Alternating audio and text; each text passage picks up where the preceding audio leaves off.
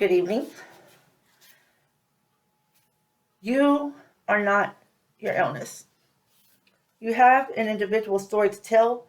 You have a name, a history, a personality. Staying yourself is part of the battle.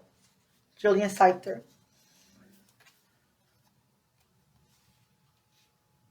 Today we are under the stigma that having a mental disorder is wrong. Having a mental disorder is bad. It's something we shouldn't talk about. It's something we shouldn't discuss. It's stigmatized. Honestly, truly, it's having a mental disorder is in the U.S. stigmatized. And just so we can be a little more on the same page, let me go ahead and give you the definition of stigma. Oxford Dictionary defines stigma as a mark of disgrace associated with a particular circumstance, quality, or person. Mental health is defined in the Oxford Dictionary as the state of somebody's mind. Me, myself, suffering from mental illness, I was taught at a young age that not to talk about it, especially in polite company.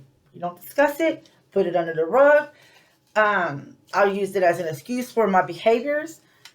It was used as an excuse to get out of stuff. It was stigmatized, something they would act like I had control over my behaviors. But I'm here today to try to get you to try to persuade you against the stigmatization of mental health. To try to get you to, if I could get to one or more of you, that mental health is a problem. It's a crisis in the U.S. And being under the stigmatization, a lot of people do not reach out for help. They don't try to, getting help is stigmatized. If you try to get help, you're labeled as weak.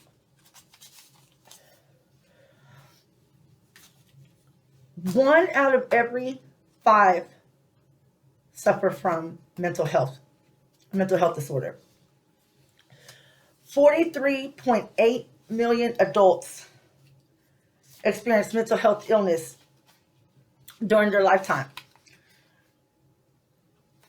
Those numbers are high. That's 43.8 million people. But yet getting help is stigmatized. Ashamed to get help because of the stigmatizations that come along with getting help or come along with being diagnosed. Mental health is one of the foremost health conditions in the United States. It is one of the leading causes of health conditions in the United States. So with those high numbers and it being the leading cause, don't you think it's time that we lose our attitudes and our beliefs for the sake of ourselves and for the sake of others? How can we help somebody or help ourselves if we are constantly under stigmatization? An article in the American Public Health Association by Dr. Lonnie Snowden states that also bias occurs when authorities and community members become narrow-minded about mental health illness and what is deemed acceptable behavior. Behavior with mental illness, people think are violations of social behavior. If you have a mental disease, it's a violation. Being unfamiliar with mental illness causes the risk of lack of people seeking help. So there's information out there, but a lot of people do not know where to reach this information. We need to make information more readily available and have it more, and I use the word again, unstigmatized. There is, however, a solution. Might not be the best solution, but there is a solution. I have came up with a solution. Like I said, might not be the best. Learning about mental health. Having a mental health class. We have calculus. Hardly use it. So why not have a mental health class? We have algebra. How many 43.8 million people use algebra in their daily life? So why can't we have a class dedicated to just mental health? The studies of mental health. learning more about mental health, not just going off of what you've been told by a family member or told from somebody else, or how you've been taught to perceive it. On mentalhealth.gov, we learned that mental health includes our emotional, psychological, and social well-being. Social well-being. Out of those 43.8 million of people, again, algebra use, or how about some social conduct? It affects our social well-being. We would get more out of having a mental health class than out of having an algebra class, in my opinion. And I'm hoping to get you to hopefully come along with me on that. Treatment should not be hard to get. If you suffer from a mental illness, treatment should not be hard for you to get.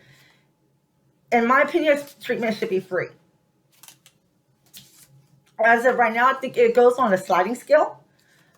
But it shouldn't be hard to reach out. It should not. A lot of people, again, we fall under the stigmatization. A lot of people are afraid to get help because of that stigmatization of having a mental disease. But studies do show that people that do seek help and ask for help, seek the help, ask for help, get the help, receive some form of treatment, do get better. Many often just don't know where to start. And I think by having a mental health class, a lot of people would know where to start. Some of the early signs, I'm going to back up a little bit, which I should have went forward. Some of the early signs of having a mental health issue to look for are eating or sleeping too much, pulling away from people and usual activities, feeling numb or like nothing matters, having unexplained aches and pains, feeling helpless or hopeless, smoking, drinking, or using drugs more than usual. If you feel any of this, if you know somebody that's experiencing this, please seek help. Call a hotline, visit a friend, cry. Crying for me is awesome. I cry a lot. In closing, I'm not only asking, I'm urging you desperately to notice these signs. Notice if you're having them yourself or if a loved one is having them, and seek help. The help could come in many forms. It could come in many forms of treatment. A hug, a smile. But the first thing is knowing and accepting that you need the help under the stigmatizations of having a mental disease. Thank you.